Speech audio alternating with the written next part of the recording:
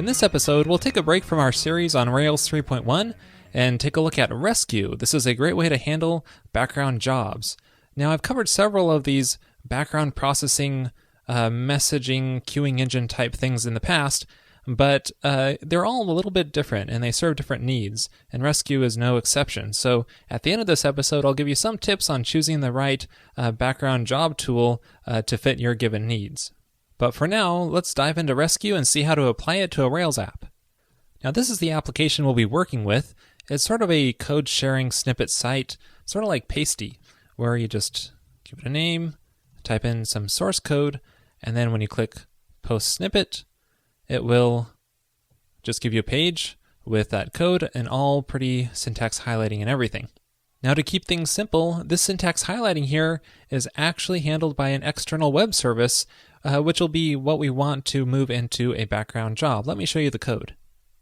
So if you take a look at the create action of our snippets controller, you can see right here is where the syntax highlighting happens. And we're using this external service called Pigment's AppSpot. And this is set up by Trevor Turk, so special thanks to him for this. And basically it's just an easy way to do syntax highlighting without using a local dependency. So we just make a post request to that specific URL, pass it the code and the language, and then update our snippet with the new syntax highlighted source code.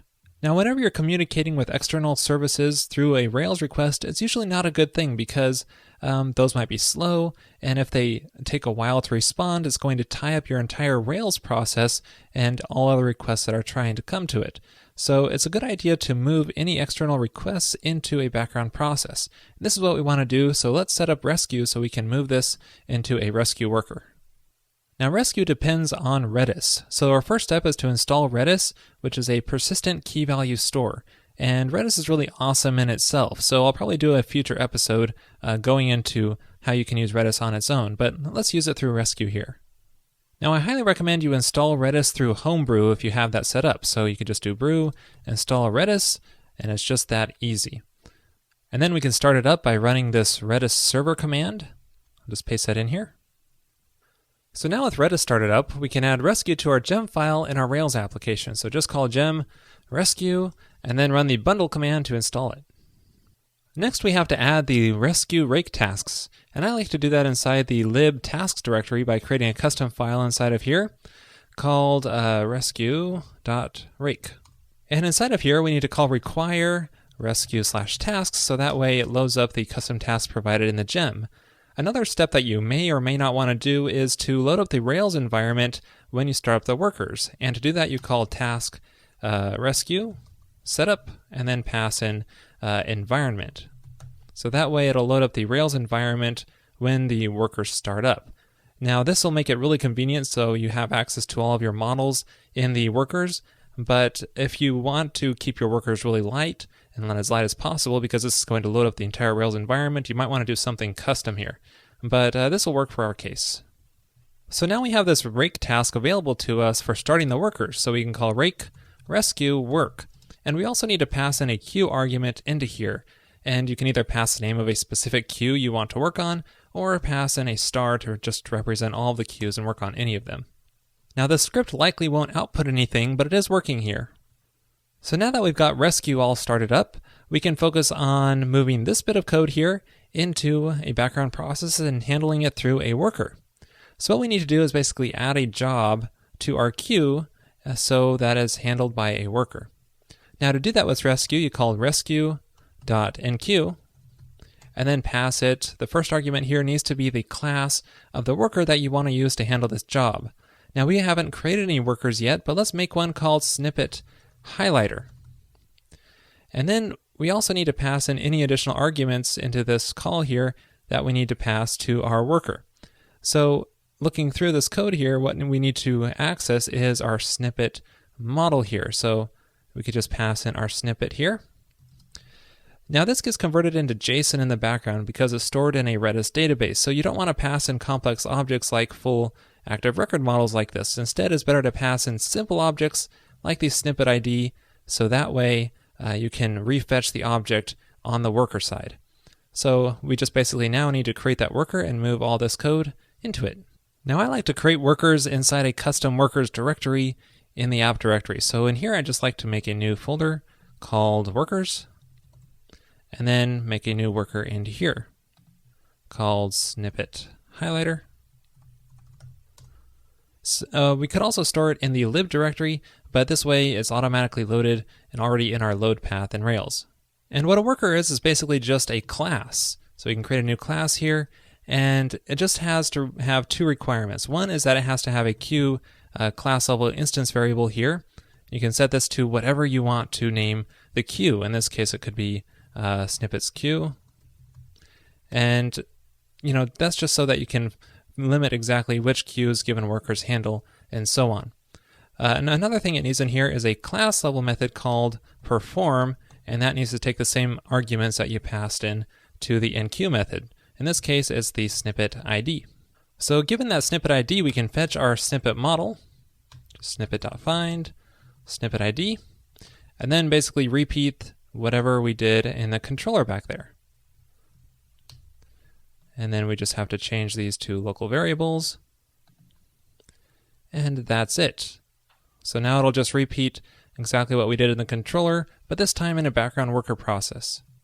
So now let's try this out and cross our fingers. Hopefully it'll work. Let's make a new snippet, post our snippet, and notice right now it doesn't have syntax highlighting because it's going to do the syntax highlighting in the background. So when we hit reload, hopefully it will add the syntax highlighting, and it's not working. So let's try to debug this. One thing that I really like about Resque is that it has a web interface. It's actually a Sinatra app that makes it really easy to monitor all the jobs and manage them. So to start that up, you could just call Resque web, and that'll launch the web interface. And so here's what it looks like.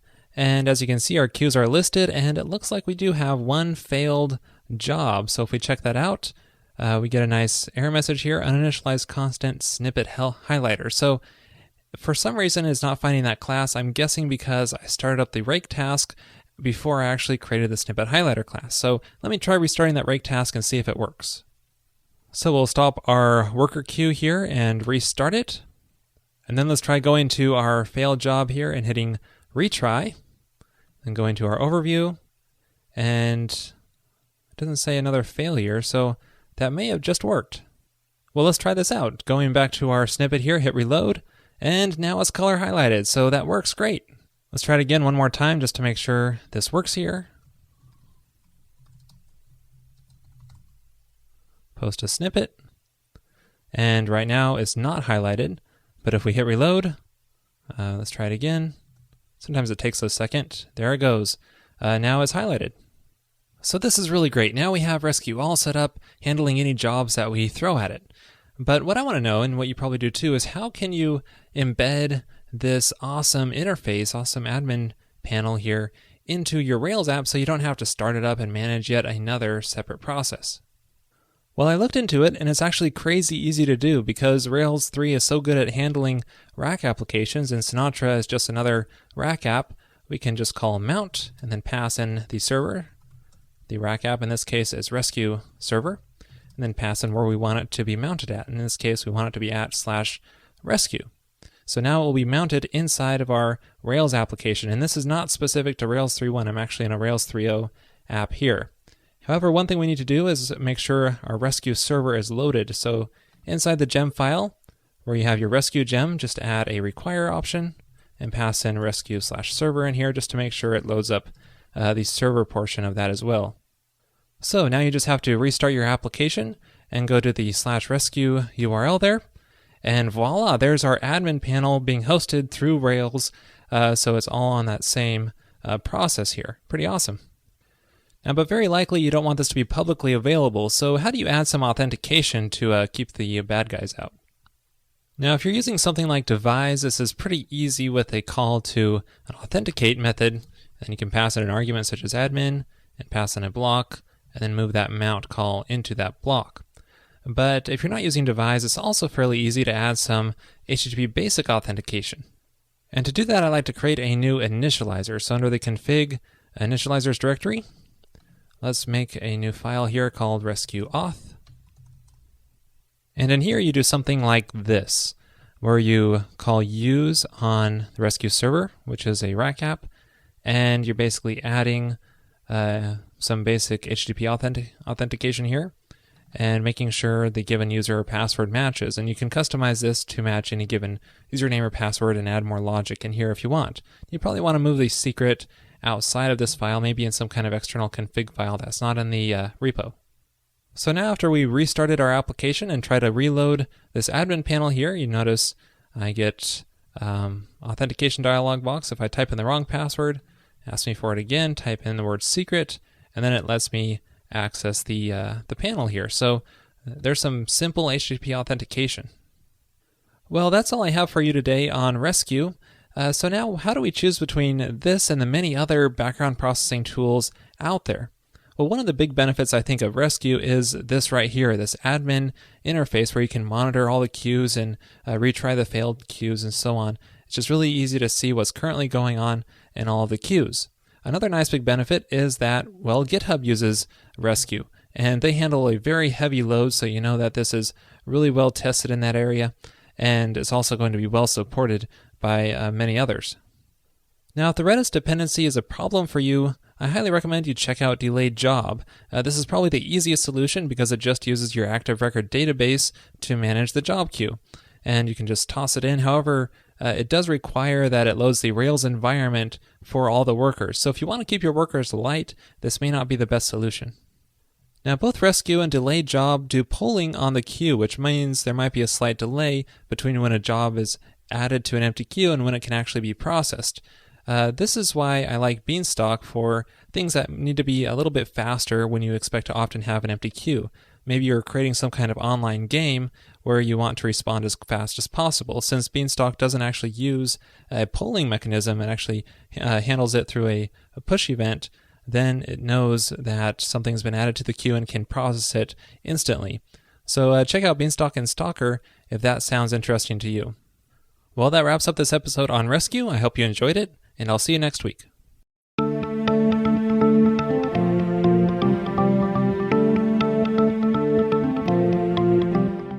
I have a page here with a list of products, and I also have a search field to search the products based off of a name.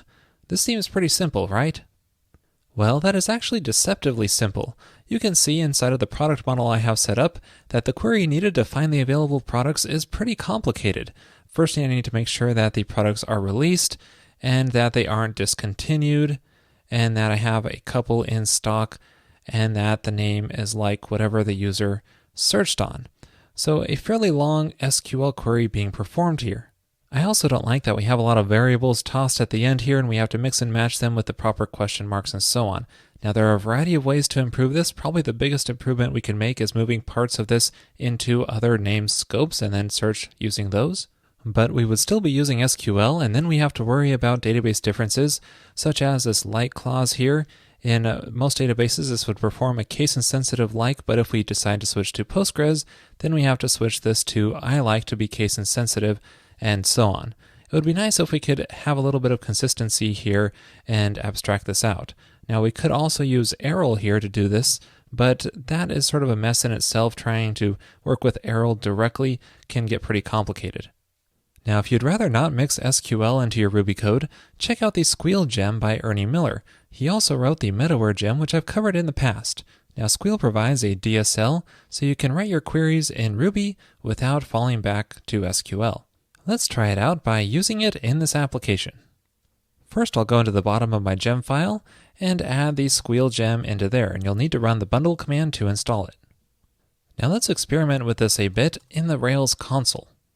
Now what Squeal allows us to do is pass a block to a where call, and we can use the Squeal DSL inside of this block. So this allows us to call any column as a method inside of here. So we can say release stat and perform any operators on this. So let's say release stat less than 3 months ago. And that'll translate it into an SQL query for us and fetch the products matching that query. Now, even though I generally put spaces around blocks in Ruby, the convention for the Squeal DSL seems to prefer no spaces, so I'll be following that through the rest of this episode. But it has the same effect, so you can choose the approach that you prefer.